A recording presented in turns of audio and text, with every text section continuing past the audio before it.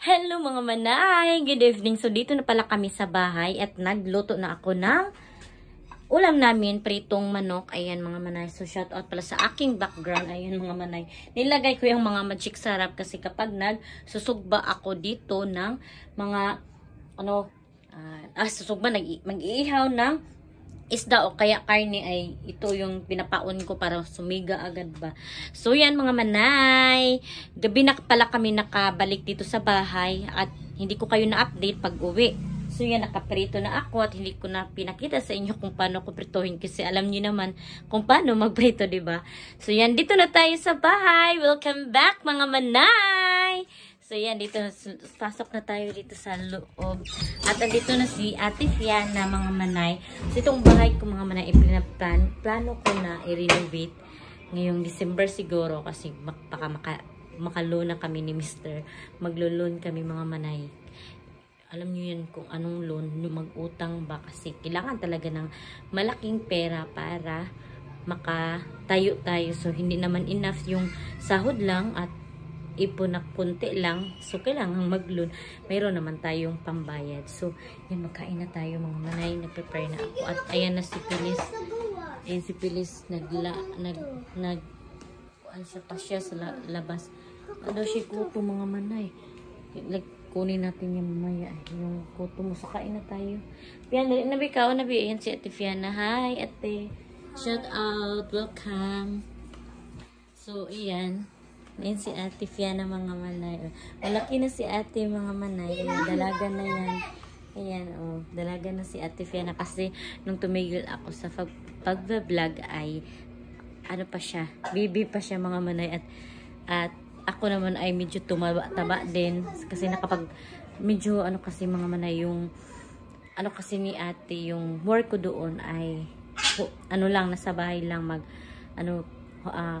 online work lang ba, kumbaga, tawagan na, ka nang nasa computer lang mga manay, kaya upo-upo lang ako, kaya yan, medyo tumaba tayo at saka stress ako. So, ang ginawa ko para hindi tayo masyadong ma-stress ay nag-stress eating ako mga manay. So, nagkain yun, kaya tumaba-taba ako. So, yan, kain na tayo.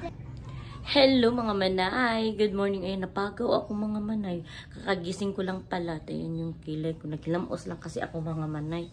Yan yung kilay na ano na yung kilay ko. Naubos na, iwan ko. Ayun Hala Kailangan talaga mag-eyebrow tayo para may yung tinatawag na ay yung yung tattoo na eyebrow. So magbukas tayo ng bintana. So ayan, magluto tayo ng breakfast kasi ako mga manay, hindi ako mahilig magkape.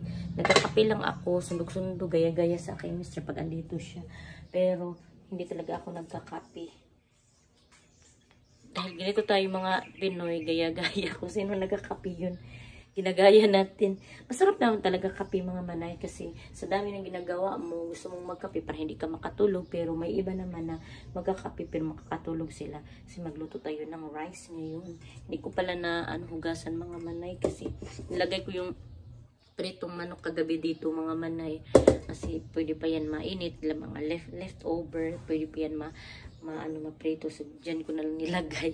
Yan, at saka mayroong mga dukot-dukot pa ba kasi yung dukot ay pwede pa yan pakain sa mga aso. So yan, magluto tayo ng rice at saka nag-iisip na naman ako kung ano yung uulamin natin.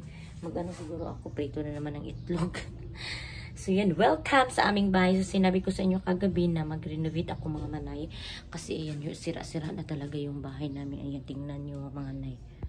Ayan yung namin, kisame. Ayan gabok-gabok na siya mga manay. Ayan, tapos yan ay tanggal na yan. So nilagyan yan ng tamtax. Pinilit ba kasi gabok-gabok na talaga, kaya nagkaganyan kasi may mga may mga pusa na naglakad-lakad dyan, kaya nabuslot yan mga manay. At saka dito din sa ilalim ng namin, ayan buslot, diba mga manay. So kailangan na talagang tong bahay namin i-renovate ba. So pa kami ni Mr. nag-iipon at saka maglulun ngayong December kasi may loan namin kaming matapos. So loan na naman. At ito ayan, sira na mga manay. Dami na talagang sira dito sa bahay. Alam niyo mga ito yung anak ko, sobrang kulit. Tapos binigyan siya ng mga pen ba. So yan naglagay siya dito. Hindi ko kasi siya napasin kasi ganyan ng mga bata, curious talaga. Yung parang may aswang na dito sa aming bahay. At saka ayan mga manay, sira na yan. So 3 days tayo wala dito sa bahay, at 3 days tayo wala. So 3 days na ang bahay parang binagyo. Naglilinis naman si Ate Piana pero hindi talaga totally malinis siya. So yan, ayan mga manay, diba? Ito yung bahay natin. Welcome. So madami na akong gamit dito pero yung bahay ko hindi pa na renovate. So yan mga manay, update ko na lang kayo later pag matapos na tayo sa ating gawain. So yan mga manay, yung dukot mga manay. So hindi ko to tinapon kasi pwede pa yan kainin ng aso. Ayan mga manay, ito. So ito ay ilalagay ko sa dito sa Tupperware kasi ibahog yan sa alagang ko mga manay. Ayan, ibahog ko sa alagang aso. Baka may magsabi ang dumi ng lababo ko. Ito kasing mga tiles na to, itong tiles na to mga manay ay murahin na tiles ba, kaya ganyan nag-feed na. So kailangan talagang baguhin to, tsaka na talaga sirain to mga manay. Ito kasi may design kami ni Mr. Someday ibahin namin yung style ng bahay namin, pero ito mga manay sirain po, di ba? Di ba ang dool ra ba, malapit lang talaga yung kisame namin. So kapag ngayon nating init, sobrang init talaga dito, kaya yun malapit lang yung ceiling. So kailangan talagang ipataas-taas yung namin, kisame yung atop namin, yung tawag yun, basta yero yun. So siguro maglungspan kami mga manay para maganda yung kisame. Ayan di ba, ang mga suga na sa labas kailangan ipaloob para malinis tingnan yung ilaw, ganon. So ipasok sa loob yung mga kuryente. So yun, madaming talagang i-renovate dito sa bahay. So yan, ito pala, shout out pala kay Ma'am from US. Ayan mga manay, yung binigay ni Ma'am from US. Kahit anong mga manay, yung sobrang lakas ng lindol dito, hindi siya na hulog ba. Ayan di ba, dito pala nilagay kasi wala naman akong paglalagyan ng cabinet pang iba. So yun, sa mga nagtanong pala kung bakit hindi ako nag-duty at dito lang sa bahay, yung ko kasi work ay online lang, lang ako, nagsasagot sa mga inquiries ng mga clients. Sa aking kapatid nag-edit ng video, nag-upload ganun, at saka every Saturday ay nag-duty ako sa clinic. So sama ko kayo someday doon kapag pupunta na ako doon. So magbili tayo ng ulam, egg siguro, at saka tuyo yung ulamin natin. Ayan, nakapagsaing na ako mga manay, at dito tayo sa kilid. Ayan nagkagulo na dito. Ayan, ito ay labhonon to, yung motor ko mga manay. Ayan, at saka madami na namang dahon na nahulog dito. Nilak pala yung gate namin mga manay. Ayan, kasi baka may papasok dito. At ayun yung kilid ng bahay namin. Ayan, hindi talaga ako nahihiya na ganito yung itsura ng bahay namin. Ayan diba, sira-sira na talaga. At may mga lupiin din ako mga manay. Ayan, ang dami kong tutupiin para kung sa Tagalog ay tutupiin. Ang dami. Ayan mga manay, mga tupiin, at saka may labhanon ba. Ayan, so maglinis tayo dito kasi nagkagulo na naman yung palibot natin. 3 days akong nawala, pero yung natin ay hindi 3 days. Ayan, nagsiga man dahil akong kamera mga manay. Ayan, ang sakit sa mata. Wala pala klase ngayon si Ate Fiana mga manay. Kahit hindi na holiday, wala silang pasok. Pero may sila ngayon, yung modular, daw sila ngayon. Nagpamubo ako ng buhok mga manay, at saka nagpakulay. Pero pinulayan ito ng kaibigan ko. Shout out sa uling, sa lahat ng mga background. Ayan. So yan, hinaya na ako mga manay. So, nakaliso na naman tayo sa Tagalog mga manay. Ayan, so magprito lang ako ng, ayan, niready ko na yung kaha. Prito lang tayo ng itlog at saka tuyo kasi paborito ko yung tuyo mga manay. So wala silang pasok ngayon, kaya yan, hindi ako sobrang aga talaga na gumising. So ang oras ngayon ay alas 7 ng umaga. Yan. So si Phyllis din mamaya ay wala ding pasok. Bukas pa, imbis kay Friday bukas, wala na nung pasok. Yun, magprito na tayo ng ulam. So, welcome back sa aming bahay. Ngayon, nagkapag-vlog na naman ulit tayo dito sa aming bahay. So, thank you so much pala sa mga na-miss sa akin na mga welcome back daw sa akin. Yung mga nag-comment, na-miss daw nila ako kahit thankful pa din ako kasi may nag-view kahit 100 views yan, napaka-laking bagay na yan sa akin kasi sobrang nawala ako sa YouTube channel, nawala kasi ako. So yun, thankful pa din ako kasi may mga nag-view. Thank you so much. Lalo na kay Ma'am Emily, Ate Emily pala, kasi nag-chat talaga siya sa akin na kahit paano mag-upload, kahit 2 beses lang sa isang linggo or isang beses ay mag-upload daw ako kasi sayang yung YouTube channel mga manay, at saka nakakatulong din naman tong YouTube channel sa ating pangangailangan lalo na kapag makasahod. So it's a big help talaga sa aking pamilya. So ngayon kasi sobrang mahal na talaga ng mga bilihin mga manay, kahit anong tipid mo ay kulang pa din talaga kahit may sahod ako at si Mr. Kasi hindi naman ganun talaga kalaki yung sahod ko.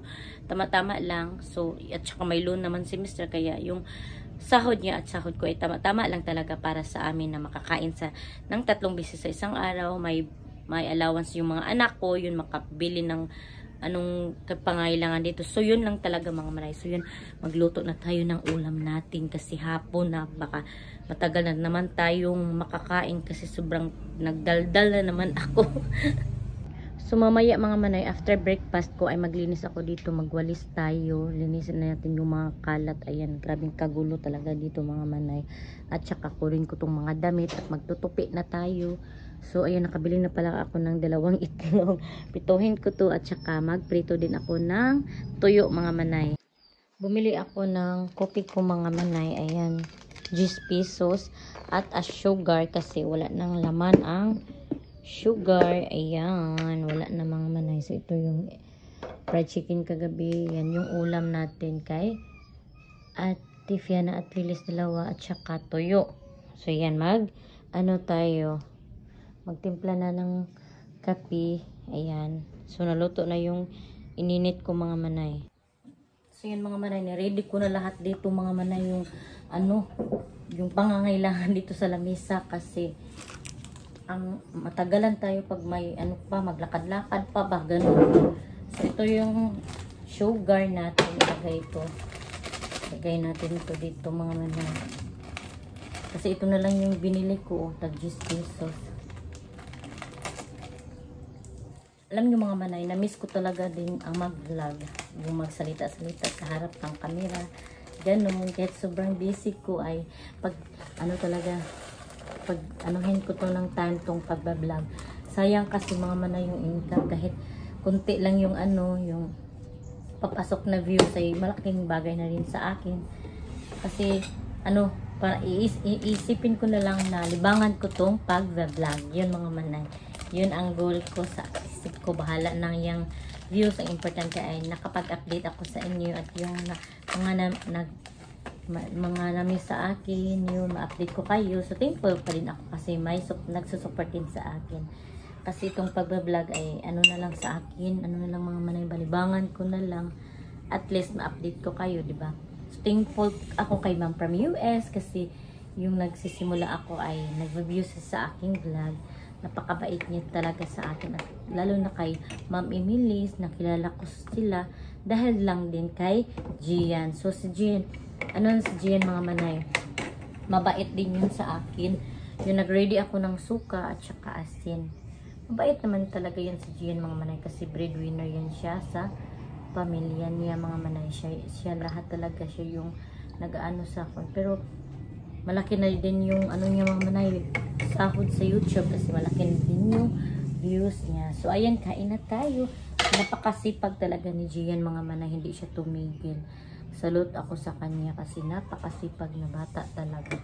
Yun ang nabiliban ko sa kanya. Nakaka-inspired na bata. So yun, suka. Ito suka, nilagyan ko ng asin. So ito lang yung ulam ko mga manay, yung tuyo. Ayan, tuyo. Napakasarap ito lalo na kapag siya, isug ba o iihaw ba. So let's eat. So kung mga manay, hindi ko na lang kayo isama, kakain tayo. Kasi kakain lang naman, baka maglaway kayo.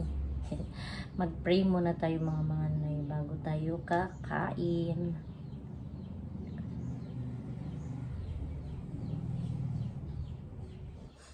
So yan, kakain. Siguro mga manay, dito ko na lang muna i-end ang aking vlog. Thank you so much mga nanood. Sa mga hindi pa pala nakasubscribe, please subscribe my YouTube channel and click the notification bell para updated din kayo sa aking next video. See you in my next vlog mga manay. Bye bye and God bless. Ingat po kayo parati.